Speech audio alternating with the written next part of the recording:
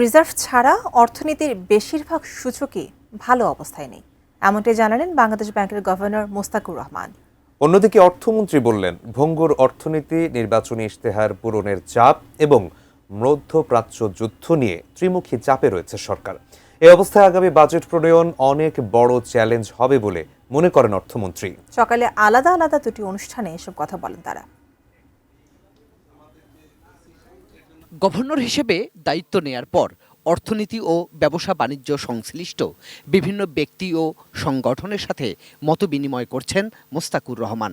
এরই অংশ হিসেবে বিভিন্ন টেলিভিশন চ্যানেলের বিজনেস রিপোর্টারদের সাথে তার এই প্রথম বৈঠক। শুরুতেই গভর্নর তুলে ধরলেন অর্থনীতির বাস্তব চিত্র, সেই সাথে সমাধানে তুলে ধরলেন তার কিছু কর্মপরিকল্পনাও। রিজার্ভের অবস্থা ভালো, রিজার্ভেবল অবস্থা আছে।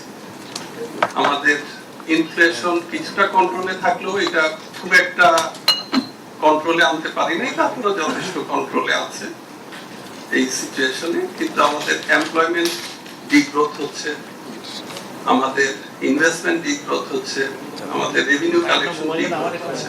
সাংবাদিকরাও তুলে ধরলেন অর্থনীতির বিভিন্ন সমস্যা আর সমাধানে পরামর্শ। 1 জুলাই থেকে সবগুলো ব্যাংক বাংলা কিউআর কোড ব্যবহার করবে, যাতে ক্যাশলেস যে লেনদেন সেটা হতে পারে। আর উনি মোটামুটি বলেছেন যে মিডল ইস্ট যে যুদ্ধ, সেই যুদ্ধ মোকাবেলা করার জন্য বাংলাদেশ সরকার সবগুলো মিনিস্ট্রি মিলে, এনার্জি মিনিস্ট্রি সহ ওনারা সমন্বয় করে কাজ করছেন এবং উনি সবার সহযোগিতা চেয়েছেন। এদিকে বাজেট তৈরির আগে বিভিন্ন অংশীজনের মতামত নিচ্ছে জাতীয় রাজস্ব বোর্ড এনবিআর। সংশ্লিষ্টরা তুলে ধরছেন শুল্ক ও কর কাঠামো নিয়ে প্রস্তাবনাও। এর আগে এনবিআরে প্রথমবার আসেন অর্থমন্ত্রী, বৈঠক করলেন এনবিআর চেয়ারম্যানের সাথে, পরে কথা বলেন সাংবাদিকদের সাথেও, জানালেন সরকারের চাপের কথা।